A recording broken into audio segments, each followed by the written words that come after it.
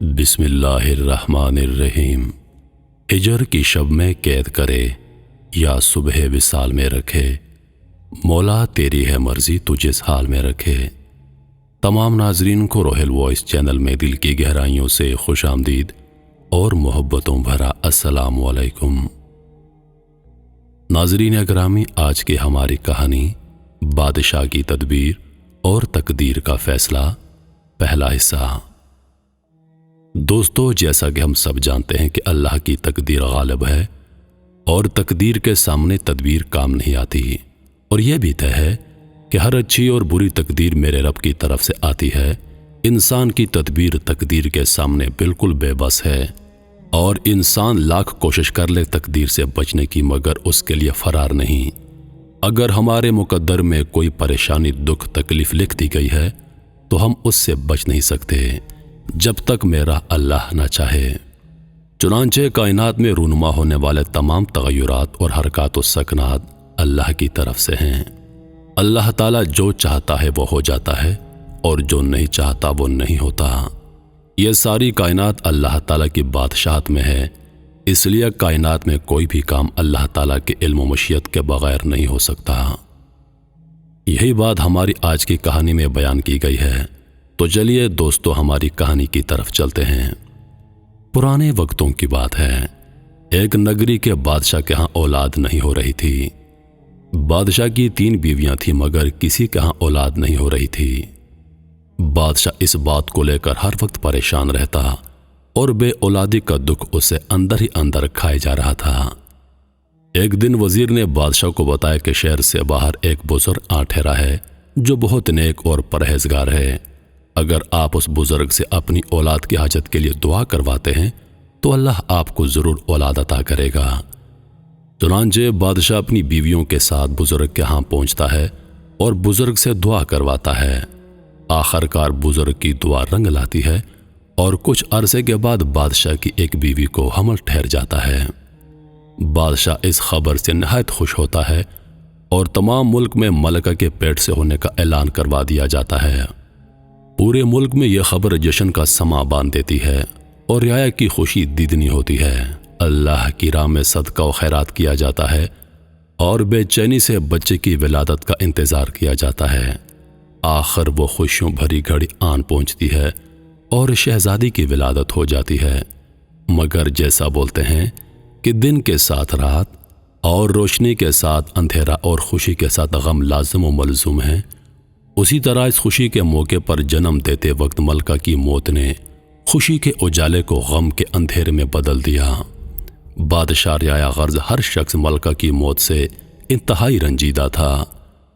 نومولود شہزادے کو بادشاہ کی دوسری نمبر پہ جو ملکہ ہیں، ملکہ نور الحرم کے حوالے کر دیا جاتا ہے تاکہ وہ شہزادی کی پرورش کریں۔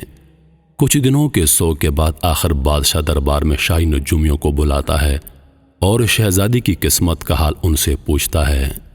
ایک عقل مند اور صاحب علم نجومی شہزادے کا ہاتھ دیکھنے کے بعد افسردہ لہجے میں بادشاہ سے عرض کرتا ہے، اگر بادشاہ سلامت جان کی امان پاؤں تو کچھ عرض کروں۔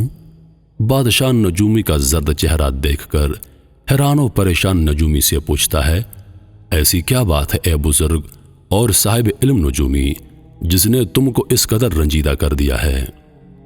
نجومی رنجیدہ لہجے اور نم آنکھوں سے عرض کرتا ہے، کاش بادشاہ سلامت یہ بات میں بتانے سے پہلے گونگا ہو جاؤں، یہ وقت دیکھنے سے پہلے میں اندھا ہو جاؤں، ایسا وقت جو اپنے اندر درد اور ظلم کا طوفان لائے گا اور سب کچھ جلا کر خاک میں ملا دے گا۔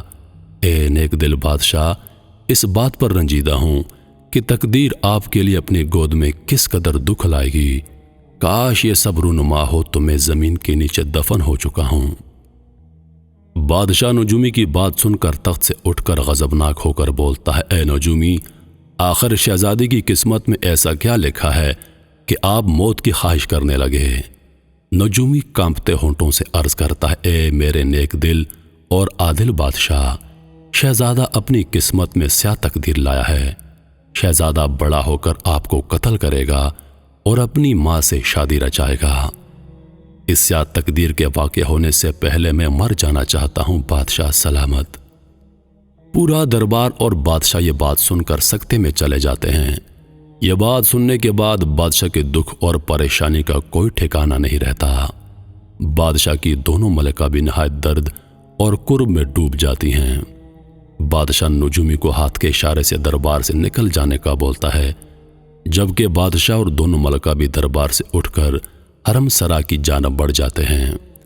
मलका नूरुल हरम जो शहजादी की परवरिश कर रही हैं, बादशाह को समझाती हैं, बादशाह सलामत, आप परेशान ना हो, ज़रूर शाही नजूमी को गलत फहमी हुई है।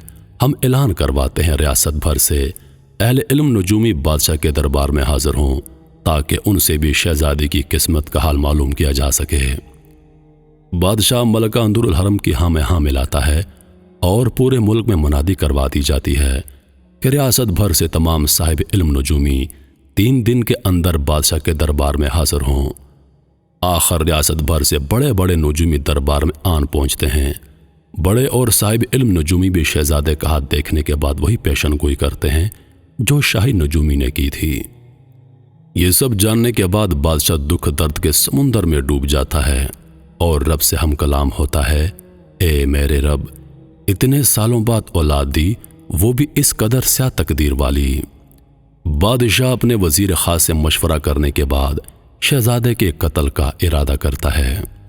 मलिका नूरुल हरम बादशाह को समझाने बुझाने की कोशिश करती है, मगर बादशाह सलामत अपने फैसले पर अमल करने का उंदिया देकर गुलाम खास को हाजिर होने का हुक्म देते हैं। गुलाम खास के हाजिर होने पर बादशाह सलामत गुलाम को हुक्म देते हैं, जाओ शहजादे को ले जाओ और पहाड़ से नीचे फेंक दो और उसकी ज़िंदगी का अख्तिताम कर दो, ताकि हम उस बुरी तकदीर से बच सकें, वो तकदीर जो हमारे लिए सवाए शर्मिंदगी और दर्द के अलावा कुछ नहीं लाएगी। शहजादा पैदाइश के वक्त से ही मनहूस ठहरा, पहले अपनी माँ को खा गया और आने वाले वक्तों में हमें और इस रियासत को खा जाएगा। काश ये मनहूस पैदा ही ना होता, मगर अब इसकी ज़िंदगी का अख्तिताम करके स्या तकदीर से बचा जा सकता है। मलिका नूरुल हरम बादशाह के फैसले पर बहुत चीखती चिल्लाती है। बादशाह को खुदा का वास्ता देती है कि वो मासूम शहजादी की जान बख्श दें। वो बादशाह को समझाती हैं, हर बुरी और अच्छी तकदीर रब की तरफ से है और जो टल नहीं सकती। मगर बादशाह कुछ मानने को तैयार न था और बज़िद था कि वो शहजादी की ज़िंदगी छीन कर स्या तकदीर से खुद को और अपनी रियासत को बचा लेगा। आखिरकार बादशाह सलामत गुलाम खास को आंख के इशारे से शहजादे को ले जाने का हुक्म देता है। गुलाम खास बादशाह का इशारा पाकर शहजादे को उठाकर ले जाता है, ताकि पहाड़ से नीचे फेंककर शहजादी की जिंदगी का इख्तिताम किया जाए। दूसरा हिस्सा जल्द आ रहा है।